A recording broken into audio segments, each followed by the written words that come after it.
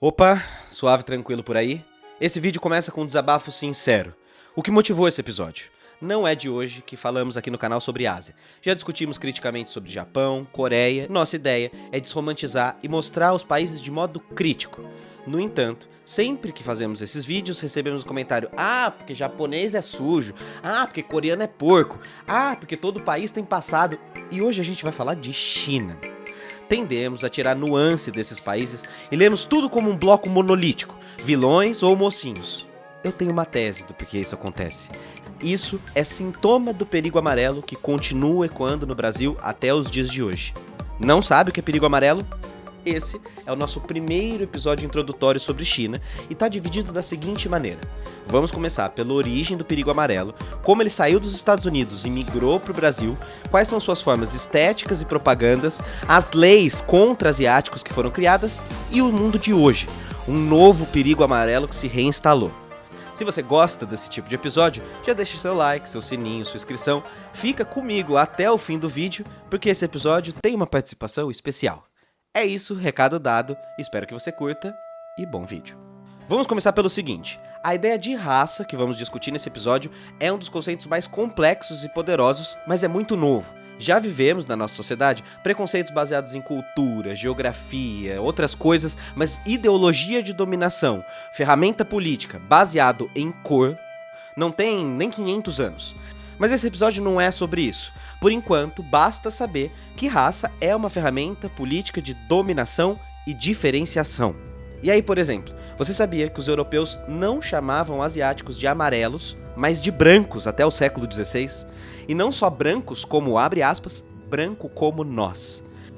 Ao contrário do que podemos imaginar, os primeiros europeus na Ásia não foram exércitos, nem navegantes e nem mercadores. Foram missionários, querendo converter a Ásia ao cristianismo. Sim, existem ilustrações de um Jesus chinês, que é branco, e aproximações de Maria com Guanin, a Bodhisattva da compaixão, que é retratada exatamente como a mãe de Jesus e branca. Isso porque, ao chegarem na China e se depararem com uma sociedade altamente estruturada, com uma quantidade de terras, civilização e organização riquíssimas como a da Europa, os jesuítas se sentiram confiantes para rotular essas pessoas como brancas. A Ásia, porém, era igual aos brancos, mas, abre aspas, sedutora, misteriosa, cheia de prazeres, especiarias, fumos, riqueza fantástica. E por isso, o tom de amarelo começa a aparecer, tanto pela conotação de alegre, sereno, rico, cheio de ouro, quanto também tóxico, impuro, pálido. Isso porque o imaginário de amarelo nesse período estava rondado dos medos da invasão de Gengis Khan, o imperador da Mongólia, que ficou marcado por suas invasões e construções de um imaginário europeu sobre amarelos desde ali do ano de 1100. Mas foi só muitos séculos depois, lá no século XVIII, quando a colonização precisava encontrar uma justificativa para invadir povos não europeus, que a tal história do perigo amarelo começou. O Kaiser Guilherme II queria tomar todos os territórios ocupados por Japão e China e precisava de algum modo eficiente de conseguir apoio popular. Em outras palavras, ele precisava de alguma desculpa para invadir tudo. Conversando com o seu conselheiro e diplomata, o imperador percebeu que era necessário criar uma histeria social na Europa que justificasse suas invasões. Uma espécie de máquina de propaganda, de tipo de narrativa e discurso.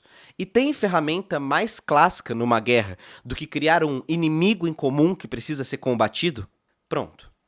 Isso seguia uma lógica de nós salvadores da pátria contra outros animais que já tinha sido aplicada, por exemplo, com a África. E aos poucos, o perigo amarelo vai sendo formado como ferramenta de desumanização por toda a Europa. Esse discurso, por exemplo, passa a ser repetido exaustivamente durante a rebelião dos Boxers, um levante imperialista, anticristão e anticolonial na China, onde os Boxers eram lutadores de arte marcial que se rebelaram contra a invasão estrangeira e decidiram sair na mão contra o exército de outros países. Exército esse composto de tropas americanas, austro-húngaras, britânicas, francesas, alemãs, italianas, japonesas e russas. Pronto. O motivo do perigo amarelo estava dado. E aí olha que loucura. Porque precisavam invadir, o mito do amarelo invasor passa a ser criado. Diziam que a China queria invadir outros lugares, como justificativa para a Europa invadir outros lugares. E aí, a partir de então, amarelos já não eram mais brancos em nenhum lugar, nem na literatura, nem na política, muito menos no discurso do povo. Os asiáticos passaram a ser amarelos. E ao não chamar mais essas pessoas de brancas, a Europa estava sinalizando que eles não eram mais como antes. Eles eram agora outros, diferentes. E isso vai criando uma imagem na mente do europeu de que os asiáticos orientais não eram bons companheiros, mas sim estranhos que precisavam de salvação. E por isso estava liberado invadir. Nesse momento, lá na China, isso significou na prática mais pressão econômica, intensificação da batalha dos ingleses contra os chineses e o tráfico de ópio para desestabilizar a massa e deixar uma galera completamente sem forças ou motivos para lutar contra a Inglaterra. O livro A Different Mirror, de Robert Takaki, que não tem tradução em português, mas que você pode encontrar aqui no comentário fixado, sintetiza bem essa ideia nesse momento. Ele analisou latinos, asiáticos e o chamado mundo árabe, para a visão dos europeus e dos Estados Unidos, e percebeu que nenhum deles se enxergava como esse outro, mas passaram a ser racializados para fazer esse papel de outro, para gerar essa diferenciação. Ou seja, a ideia de raça, além de arbitrária, é baseada em motivos econômicos e na naturalização da falsa ideia de que as diferenças e as qualidades das raças vêm de fábrica e que, portanto, é possível qualificar genes, ranquear raças, dizer qual raça é melhor do que a outra. E é claro que a raça branca vai ser sempre a melhor. Ou seja, não se nasce amarelo, torna-se amarelo. O imperialismo cria estados-nação e países para delimitar fronteiras de influência e exploração lá no início do capitalismo e agora delimita essas fronteiras por cor, criando culturas que misturam povos diferentes apenas pela cor da pele, gerando conflitos internos entre esses países e suas diferenças para enfraquecê-los e invadi-los. Mas, para a gente aprofundar isso, a gente teria que ter, sei lá, mais 1 ou 2 episódios. E esse pode ser um assunto para um outro vídeo, ou para um react, do João Carvalho, quem sabe? Do Felipe Durante. Quem vem? Fica aí o desafio. Bem, quem são os próximos animais que a gente vai explorar, já que a gente não pode mais escravizar? Uma demanda surge. A busca por uma fonte de mão de obra capaz de suprir o mercado americano pós-escravidão. Muitos imigrantes de muitos locais começam a migrar para os Estados Unidos ali naquela época. Imigrantes irlandeses, italianos, judeus, alemães, poloneses, chineses. E todos eram culturalmente diferentes dos americanos. Mas apenas os chineses eram racialmente diferentes e identificáveis pela cor da pele. E guarda essa informação, ela vai ser importante daqui a pouco. Por causa disso, boa parte desses imigrantes conseguiu se misturar na população americana e formar suas comunidades integradas ao país. Os chineses, no entanto, ficaram isolados.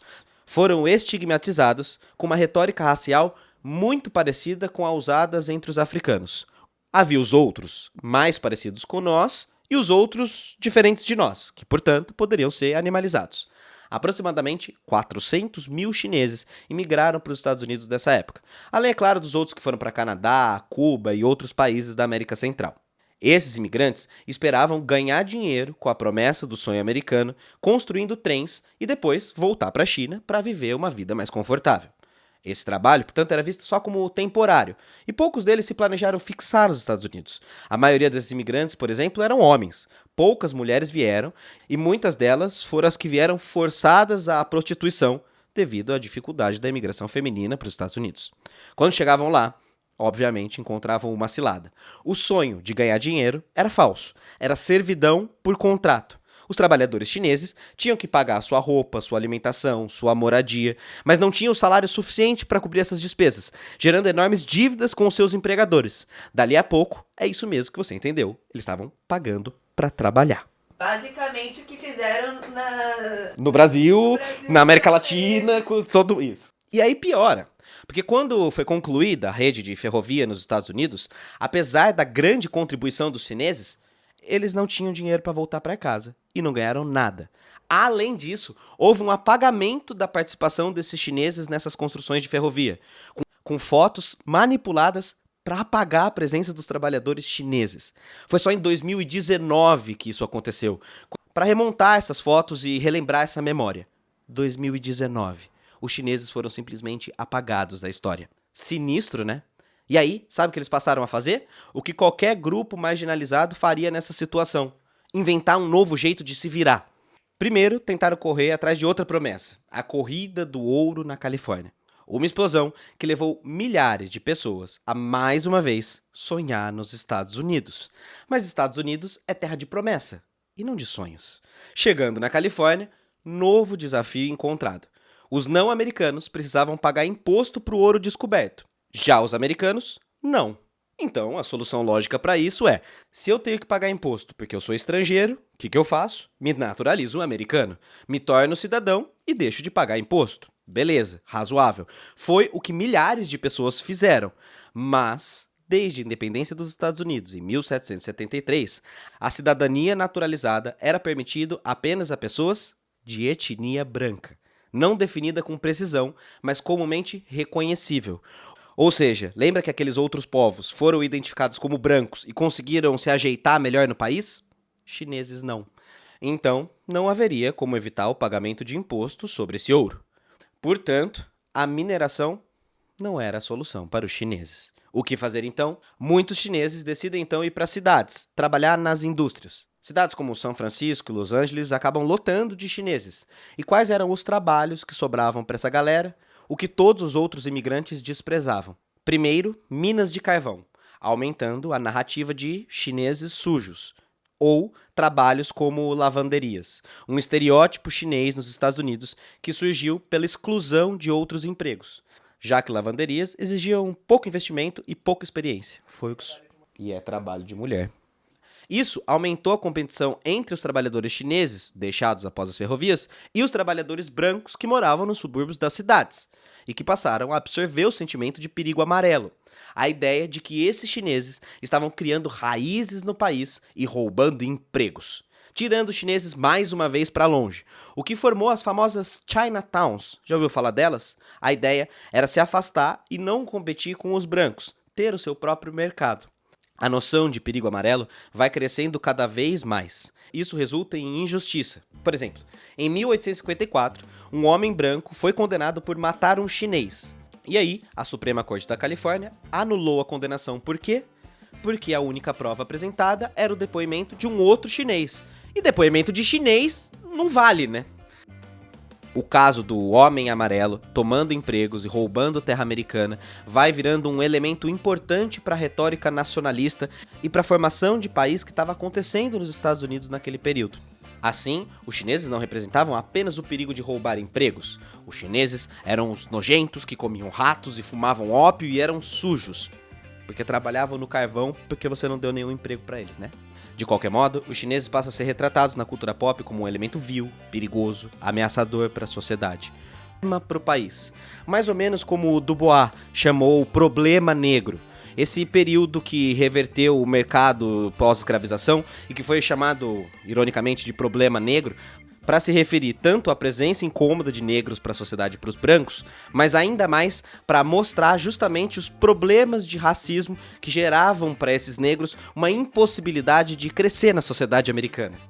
De certa forma, Dubois fez essa aproximação quando foi à China e passou a falar de um certo problema chinês.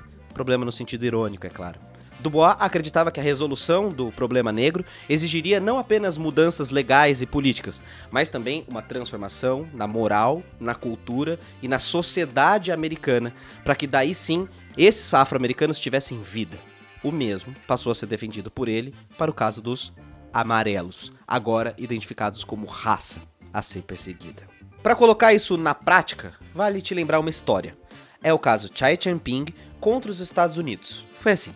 Após 12 anos trabalhando dia e noite para juntar dinheiro, Ping partiu para a China para revisitar e matar saudade de amigos e família após mais de uma década de trabalho.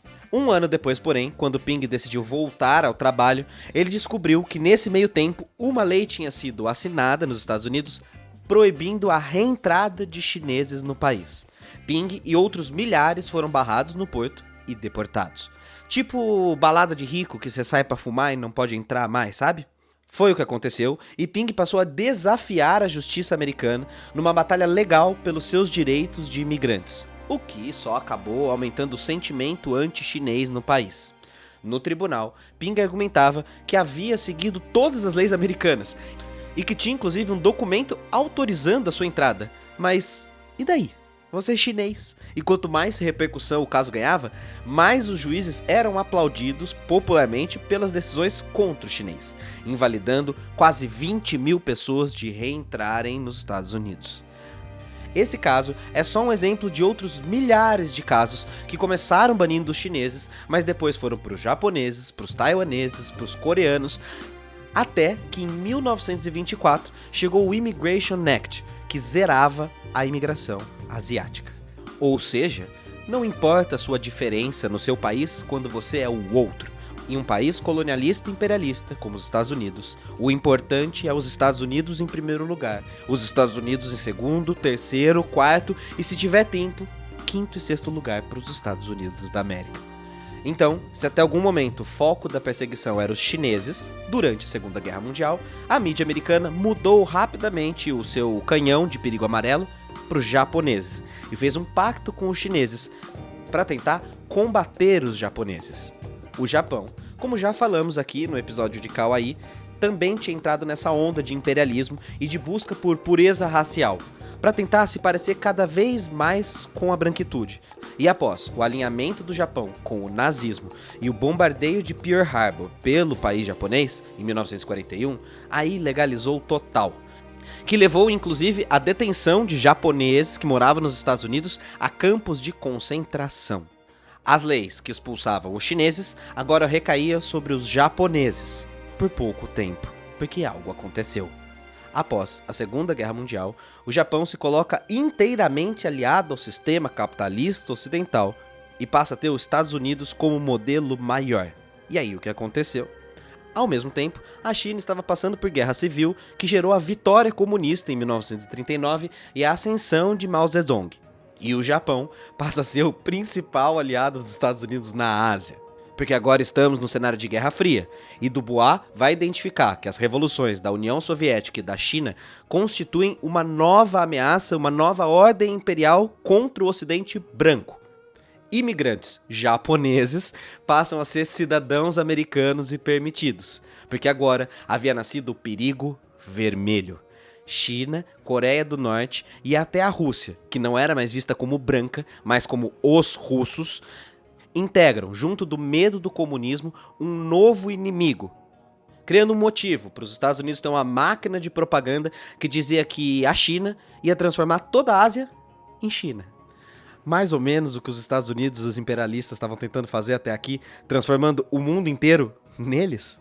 Na cultura pop, o estereótipo do perigo amarelo passa a ser massivo. Fu Manchu, que você deve lembrar do filme até hoje, mesmo sem ter assistido, pela caricatura, passa a ser o que conhecemos ou imaginamos quando alguém fala chinês. Uma pele de cor bem específica e traços claramente racistas. As Chinatowns passam a ser retratados na TV como lugares exóticos, perigosos, dominados pela violência. E como eram muito diferentes dos outros bairros americanos, eram vistos como provas de que o chinês nunca conseguiria se assimilar ao modo americano de viver. Já as mulheres eram retratadas nos filmes e nas propagandas ou como sereias sedutoras ou como senhoras dragão, aquelas do cabelo roxo. Os anos 60 foram uma época de grande agitação social e de movimentos dos direitos civis.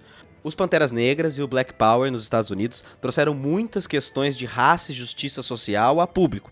E essas narrativas se entrelaçaram com os problemas que o perigo amarelo passava. E tanto negros como asiáticos que viviam em bairros afastados e em guetos começam a perceber uma coisa. Ficariam muito mais fortes se unissem contra a branquitude. Se formassem os seus próprios enclaves étnicos. Se formassem suas próprias comunidades e as suas próprias resistências. Como resposta ao perigo amarelo, tanto japoneses quanto chineses começam a criar as suas próprias formas de resistência, se juntando a movimentos sociais, se organizando, usando o perigo amarelo como ferramenta política de existência. E olha só, essa aqui é uma foto de uma reunião do pessoal lá da lavanderia, fazendo o que foi chamado de Aliança Chinesa de Lavanderia de Mãos para os Estados Unidos, e juntando-se a movimentos sociais para protestar, ter força de manifestação. E veja, vou falar de novo, não importa aqui saber se é chinês, japonês, taiwan ou norte-americano, gerando intersecções de grupo onde o mais importante é combater o opressor e não se destruir como foi visto outrora. Nós já falamos, por exemplo, da amizade que esse pessoal tinha com Malcolm X, e todos os movimentos que foram feitos a partir de então. Vale você ver os outros capítulos. Não fazem diferenças e trabalham essa ideia de que asiático é tudo igual na prática. Todos os estrangeiros de olhos puxados passam a sofrer do perigo amarelo e do racismo contra asiáticos. Inclusive, se você tiver nascido nos Estados Unidos, mas com a infelicidade de ter os olhos puxados. É o caso. E aí, quanto mais esses grupos se juntavam e começavam a representar algum tipo de ameaça para os Estados Unidos, mais o próprio país começava a criar um novo tipo de modelo para asiáticos.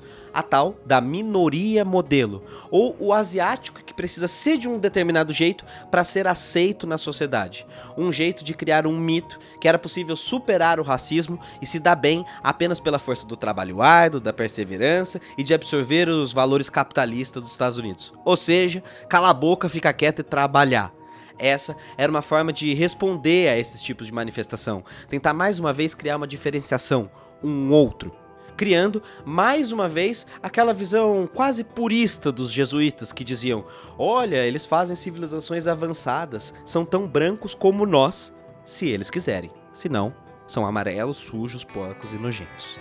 Mas, sobre minoria modelo, nós temos um episódio inteiro só para isso. E se lá nós dissemos que não íamos explorar muito o perigo amarelo, aqui é o contrário. Se você quiser ver mais, clica aqui depois desse vídeo. E agora que começamos a falar um pouco de representações pop, representações na arte, representações sociais, eu não me aguento. Esse é um vídeo do Normose. Vamos falar um pouco de estética e política? Se você acompanha o canal há algum tempo, sabe da importância que a gente dá aqui dentro para a arte, estética e a mistura da organização social e do sensível a partir desses valores, certo? E se você não acompanha o canal faz tempo, tá esperando o quê, ô malucão e malucona? Se inscreve aí, vamos aí, eu espero. Vai. Foi? Não? Eu espero mais um pouco. Aí, agora você se inscreveu, então vamos lá. Para falar de estética, a gente vai partir do ponto da estética da exclusão. Esse tipo de propaganda e de arte feita para aprofundar as relações da produção capitalista. Por exemplo, essa arte aqui é uma obra contratada pelo Kaiser Guilherme II para aquela história da justificativa do perigo amarelo, sabe? Ele diz que teve um sonho onde ele viu um Buda em costas de dragão invadindo a Europa. Aí ele encomendou a ilustração do sonho compartilhada por esse artista, Hermann Knackfuss, mostrando esse arcanjo tentando persuadir as nações europeias a se unirem e destruírem a moral católica através do budismo. Sonho? Na moralzinha, você acha mesmo que esse maluco sonhou com isso? Tá me tirando? A milenar tradição do iluminado foi revelada. A sabedoria suprema está aqui, nesse biscoitinho da sorte. 未来是说中文的。 Oh não, eu não sei falar chinês. E agora, quem poderá me traduzir a grande sabedoria? Pegue sua calculadora e faça as contas comigo. O mundo tem quase 8 bilhões de pessoas. Somando nativos e quem estudou a língua, 1,2 bilhões fala chinês. Inglês, são 500 milhões nativos e 755 milhões como segunda língua, totalizando 1,2 bilhão de falante. 1 a cada aproximadamente 6,37 falam chinês e é por isso que eu te apresento Academia Guhan de Mandarim. Estados Unidos já era. O futuro fala chinês. E na Academia Guhan de Mandarim você vai poder aprender o idioma do futuro, buscar a profissionalização no mercado chinês que só cresce, um curso completo que ensina do zero ao avançado a aprender uma cultura milenar através da língua, e pode até realizar os seus maiores sonhos estereótipo: comer yakisoba, amor por chá, cuidar de pandas. É, eu sei que você tem esse estereótipo aí, viu? Academia Guhan de Mandarim. E agora vem o insano. Como o Guhan está fazendo 6 anos de aniversário, o patrão ficou maluco. Quem assinar 1 ano de curso, ganha 6 inclusos.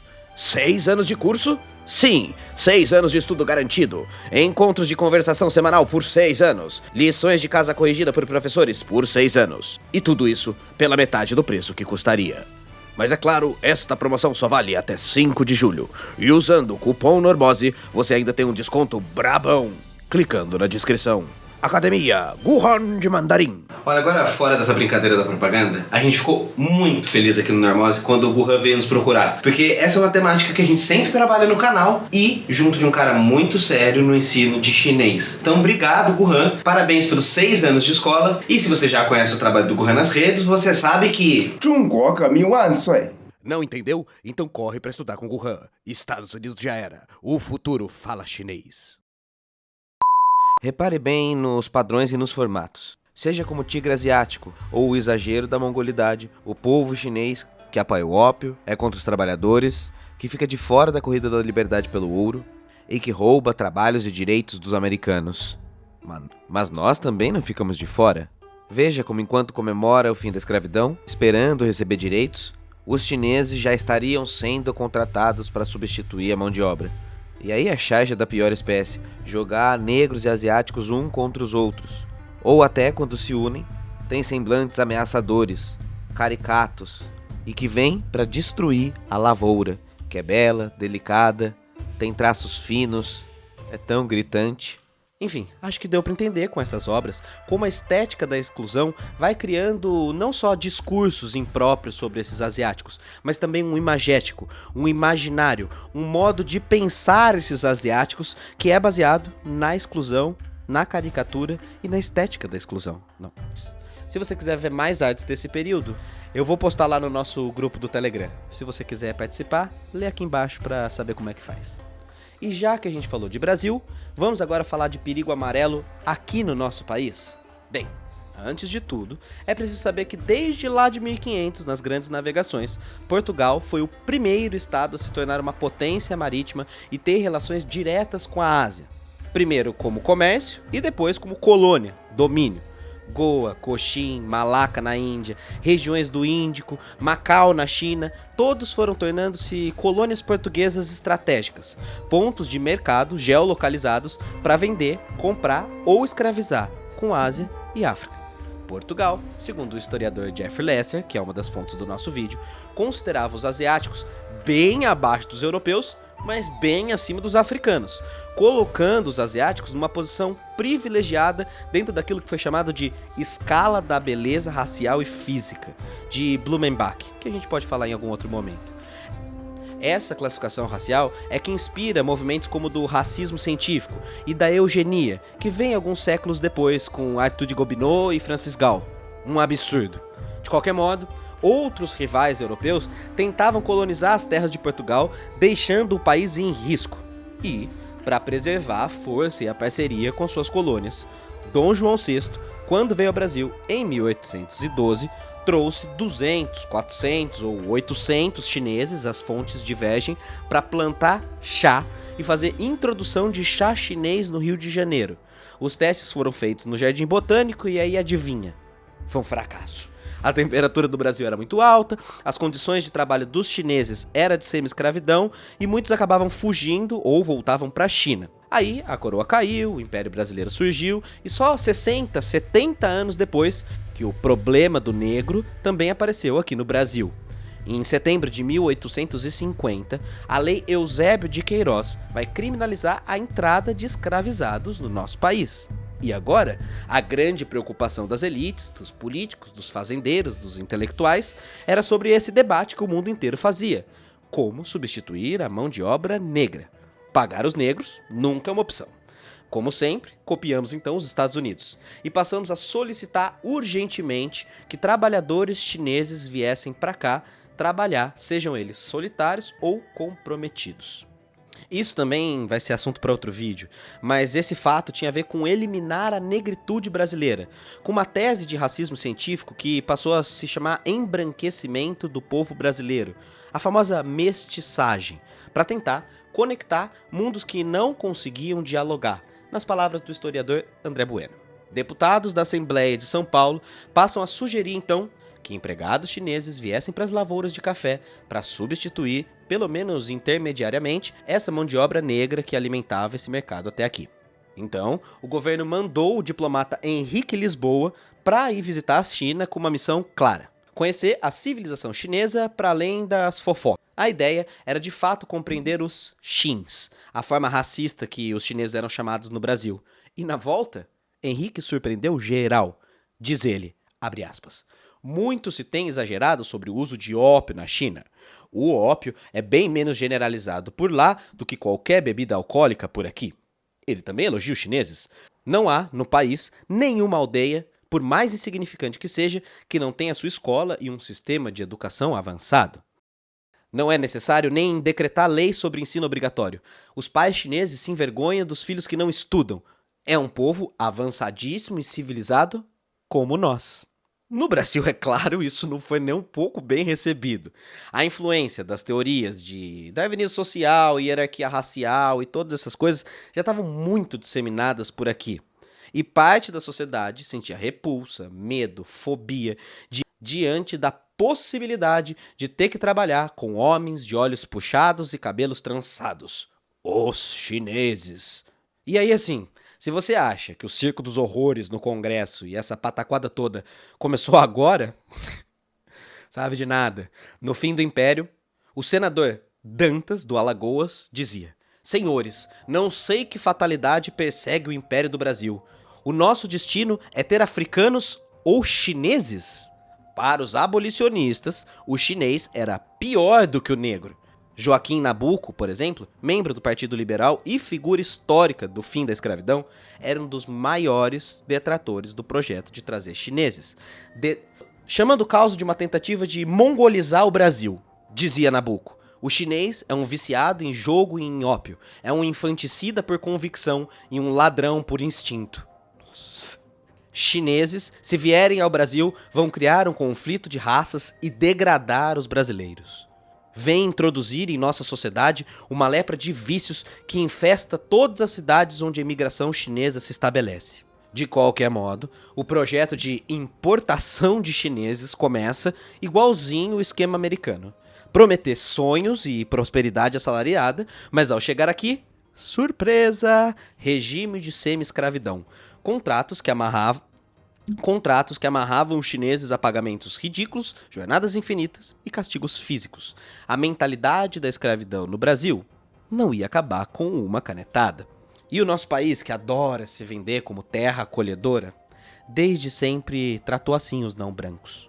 Então, passado algumas décadas dessas imigrações chinesas e depois japonesas, ali pelos anos 1920, 1930, o Brasil começa a criar leis ainda mais rígidas para estrangeiros, classificando todo mundo que via de fora numa lista de desejáveis e indesejáveis. Autoridades do governo argumentavam que, caso o imigrante não fosse dos melhores exemplares, ele poderia desnaturalizar a pureza do Brasil.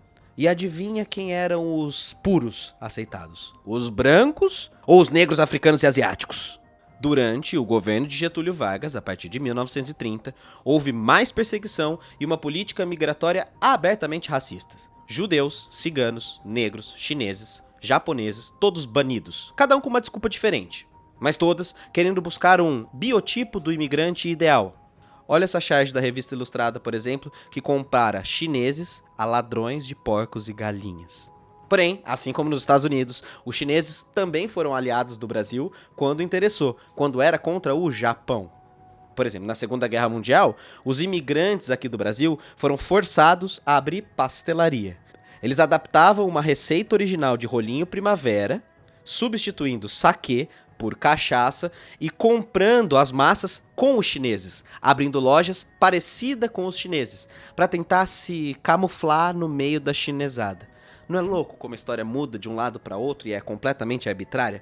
O mesmo Império Japonês, que nesse momento perseguia a China, quando virou imigrante aqui no Brasil, precisou se fantasiar de chinês, porque branco não escolhe a cor de amarelo para poder ser racista. Então, alguns anos mais tarde, conforme a China vai melhorando seus negócios, suas economias, durante o governo Jânio Quadros, ali na década de 60, seu vice, o Jango, assumiu as negociações após visitar a delegação chinesa, foi proposto para que se abrisse um escritório comercial de chineses aqui no Brasil, para facilitar o negócio e abrir uma certa reciprocidade entre os dois países. O Brasil mandaria matérias-primas para a China e receberia de volta bens de consumo, como máquinas, minérios, artesanato, escritórios e pessoas oficiais do governo aqui no Brasil. Lógico, Jango foi automaticamente taxado de comunista por isso, por ter Amigos chineses, nestes poucos dias de convívio com o povo chinês e com os seus dirigentes, pude ver que esta não é a velha China, cheia de lendas e superstições, que os povos ocidentais encaravam com um misto de vago temor e uma admiração reverencial pelo desconhecido.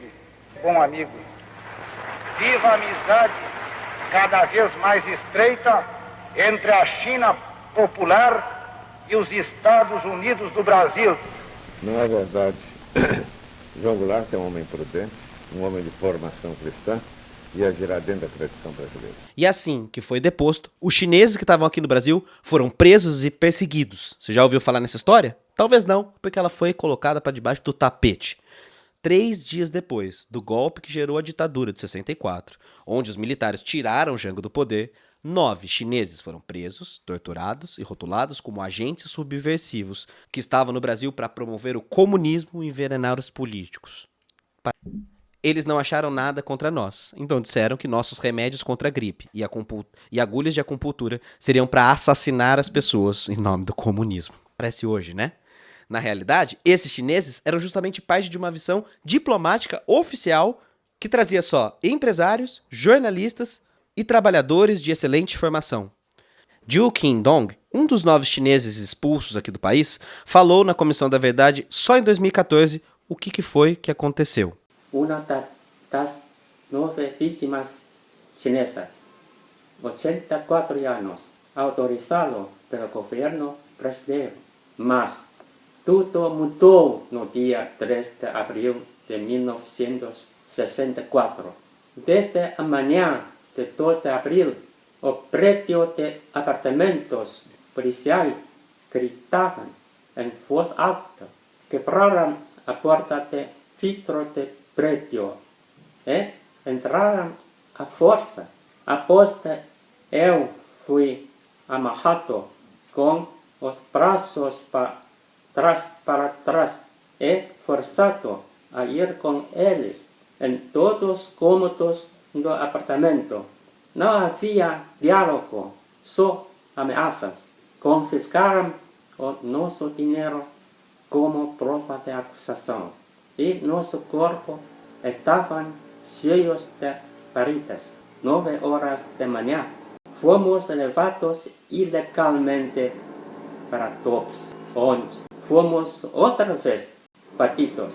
Policiais cerraram-me sozinho numa câmara de tortura, torturando a ponta de cigarro para queimar minhas pernas e pisavam na minha briga com sapatos de couro. Em 22 de outubro de 64, os chineses foram condenados a 10 anos de prisão.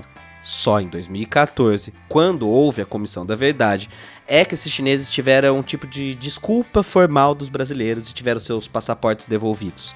Aconteceu em 64, terminou em 2014, tipo ontem. No final da ditadura brasileira, que também coincide com a abertura econômica do mercado chinês para o mundo, uma nova dinâmica de imigração se formou. São imigrantes agora com formação acadêmica, que vêm para estudo, com a sua família, desenvolver tecnologia, ou que vêm ilegais. Um problema social até hoje que a gente já vai conversar sobre ele. Esses chineses vinham para o Brasil com um objetivo só: acumulação de riqueza. Migrar para países com potencial econômico enorme, como nós, para ganhar e acumular mais dinheiro, mas para se estabelecer no Brasil. Não apenas com a ideia de voltar para a China como as primeiras migrações.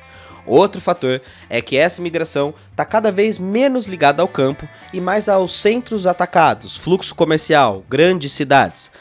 As rotas entre São Paulo e Guangzhou, por exemplo, que certamente alimentam a sua compra de blusinha online, começaram lá nos anos 80. Foi a época das ZZEs, as Zonas Econômicas Especiais. Lugares para produzir eletrônicos e bens de consumo fora de impostos. Esses produtos, no primeiro momento, de fato não tinham a melhor tecnologia do planeta, porque os chineses estavam no momento de aprendizado dessa tecnologia, de construção e acumulação de capital, e vendiam com qualidade um pouco abaixo do padrão, com um preço muito mais em conta. E aí, quando chegaram no Brasil, apesar de fazer sucesso, esses produtos chineses passaram a ser chamados de Xing Ling. A história que eu achei é a seguinte: Xing Ling não é usado lá na China. Significam 0 estrelas, ou produto de má qualidade. E provavelmente foi criado por algum brasileiro racista por aqui. Interessante também é que no inglês também há um equivalente a Xing Ling. É o pejorativo Ching Chong, que é uma imitação barata de chinês que os americanos gostam de fazer há mais de 100 anos. Formando aquilo que conhecemos como yellow face, sabe? Agora, se essa história de Xing Ling é real, eu não sei. Guhan, você pode confirmar ela para nós? De qualquer modo, com o passar das décadas e o aprimoramento da tecnologia chinesa, cada vez mais esse mercado foi sendo estabelecido, a qualidade foi sendo melhorada e os preços continuando abaixo do mercado. Os chineses de importação se estabeleceram muito aqui no país e formaram uma espécie de cultura sino-brasileira, coisas que não são mais nem da China, nem do Brasil, mas de uma terceira cultura que é genuinamente brasileira, que já tem mais de 100 anos. E diferente da informalidade lá dos anos 2000 e da importação que a gente tinha do Paraguai, que dependendo da sua idade você se lembra bem que tinha o bordão La Garantia Soy Yo para falar de produto de má qualidade, aqui não acontece mais. Hoje, o mercado chinês tem cada vez mais tentado diminuir as coisas ilegais, aumentando a formalidade, a burocratização, o pagamento de impostos e uma exportação cada vez mais legalizada. Até para acabar com esse tipo de chinês ilegal que vem para o Brasil para conseguir emprego sem documentação.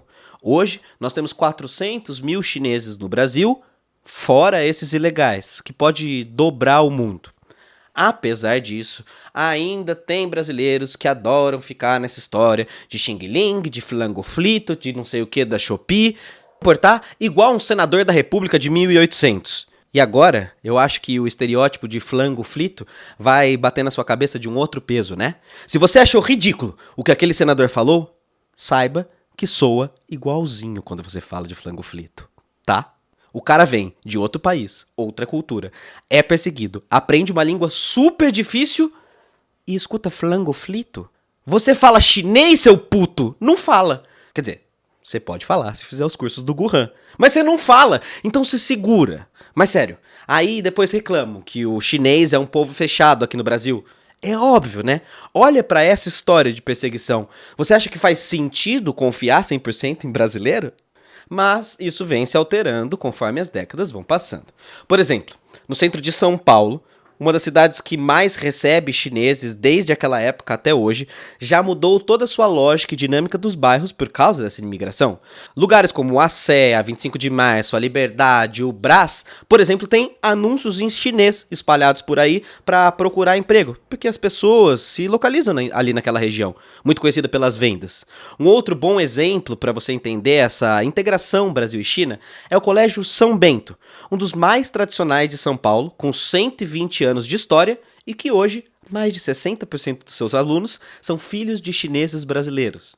Eles, que enfrentavam uma crise até 2007, com poucos alunos e ameaçando fechar a escola, foi abraçada pelos chineses, por essa comunidade, após forte parceria do colégio com o governo chinês. E aí que veio o curioso. Como o nome entrega, o Colégio São Bento, localizado ao lado da Igreja da Sé, portanto uma escola católica, mas que criou sincretismos interessantíssimos. Esse mês, por exemplo, eles comemoram a festa católica de São João, a festa junina, mas também comemoram outras tradições chinesas, como o Ano Novo Chinês. E além disso, o colégio, além de oferecer aulas de português para os chineses, também oferece mandarim para o público geral. Alguns empresários da China também fazem doações ao colégio e parte do material é doado pelo governo chinês. Hoje, a China é o maior. O ano passado, as exportações brasileiras ultrapassaram a barreira dos 104 bilhões de dólares. Após um século de humilhação, chineses imigrantes e a China passam por uma revolução da sua economia que deslancha, pelo menos nos últimos 60 anos. E me responde aí quem for fazer react. O que aconteceu na China? Parecia que as relações Brasil, China, Estados Unidos e o perigo amarelo começavam a diminuir. Até que um novo boom de perigo amarelo surgiu. A notícia da contaminação de pessoas na província de Wuhan, O coronavírus e a pandemia geraram um novo tipo de perigo amarelo. Perigo amarelo tech 4.0, via rede social. E desde a chegada do Trump para a política dos Estados Unidos, a palavra China volta a ser usada como sinônimo de xingamento, desconfiança, perigo, maus tratos. E em 2020, por exemplo, quando esse Trump estava num discurso, num pronunciamento, um repórter viu que na sua mão estava escrito a palavra corona, riscada, trocando por vírus chinês. Mesmo advertido por sua equipe dos riscos de provocar xenofobia, Trump está realmente oficializando, legalizando essa ideia de criar o perigo amarelo mais uma vez. E aí é óbvio, tudo que o Trump faz lá, os lixo, patriota, nacionalista, amante dos Estados Unidos, importam pra cá. A conspiração de vírus chinês e a associação higienista de imputar sujeira a esse povo vieram com tudo durante o governo Bolsonaro. O filho do ex-presidente, Dudu Bananinha, por exemplo, postou no seu Twitter: mais uma vez, a ditadura preferiu esconder algo grave a expor. A culpa da pandemia é do Partido Comunista Chinês. O nosso ex-ministro da Educação, Abraham Weintraub, comprou briga com a embaixada chinesa, postando piadas racistas e cheias de estupidez, usando os mesmos estereótipos históricos do perigo amarelo, que são uma constante ferramenta para você sempre lembrar: você é o outro. E sempre que eu precisar, te lembrarei disso. Te desumanizarei assim que discordar de mim. Você notou que ao longo desse vídeo, usamos várias vezes a ideia de outro. O termo outro é usado de acordo com esse conceito de orientalismo. O Oriente como uma invenção do Ocidente. Esse é o subtítulo da versão brasileira do clássico Orientalismo, de Eduard Said. Essa obra quebrou o paradigma dos estudos ocidentais sobre o Ocidente. Eu confesso que, para mim, esse livro foi um choque. Eu li logo no primeiro semestre da faculdade. Said argumenta que o orientalismo é uma construção, uma invenção ocidental para dominar outras culturas. O outro no orientalismo é uma projeção das crenças violentas do Ocidente sobre o Oriente. Ele destaca: é do orientalismo que nascem as caricaturas, inclusive as caricaturas positivas, de que o asiático é místico, inteligente, que sabe algo por trás. Mentira, não sabe. Asiáticos são tão bons e tão ruins quanto qualquer outro povo. Mas vê-lo como atrasado, exótico, imoral e tudo mais, serve a um propósito muito claro. E veja, eu não estou dizendo que perigo amarelo é o mesmo que orientalismo. Perigo amarelo está dentro de uma lógica orientalista. Tudo que acontece serve ao interesse ocidental, que se vê como o neutro e imputa no outro esse olhar conforme sua necessidade. O Oriente, que abrange também povos como Palestina, o mundo árabe, povos da Índia e outros considerados como povos marrons, é sempre posicionado historicamente de acordo com algum interesse comercial, formando uma estrutura, agindo tanto na formação da nossa estrutura de sociedade como estruturante das nossas visões de mundo. As nossas opiniões individuais sobre outros povos passam pela cultura antes de chegarem em nós. Então, também tem uma coisa. Não se trata aqui com esse vídeo de criar uma espécie de caça às bruxas, de ir perseguir individualmente alguém que fala xing-ling, mas sim entender como esse processo de racialização e doutrinação do indivíduo, como a socialização, são elementos construídos, pautados, reforçados pela ideologia dominante. Essas estruturas de comportamento, no entanto, estão em disputa. As pessoas não nasceram escrotas e racistas. A luta é para mudar uma estrutura social que forma os sujeitos, para que novos sujeitos com ódio de raça não sejam formados. E para aqueles que são racializados percebam o seu local, os seus limites, os seus privilégios e como você vai utilizar isso para combater essa perpetuação de exploração. Ou seja, a diferença entre povos é a cultura. Nada de místico ou de mágico. A questão é material e de poder. Há japoneses imperialistas e ruins. O Japão é um império, mas também produziu muita cultura rica e de qualidade. Há chineses autoritários. A China também já cometeu muitos erros e massacres. Mas há também uma medicina, uma cultura e uma filosofia chinesa histórica. Há brancos escravistas? Sim, mas há também produção de cultura, pensamentos e filosofias libertadores e assim vai. Vale para negros, vale para latinos, vale para todos os povos. Claro, isso é a história da humanidade. Isso é o óbvio. Mas Para além dos indivíduos isoladamente, há também a história do poder, da exclusão, do extermínio, que são essas estruturas sistemáticas que estamos dizendo. E isso não dá para ignorar. Portanto, seja gentil para compreender indivíduos e sujeitos, e se for para ter ódio, direcione o seu ódio para as estruturas e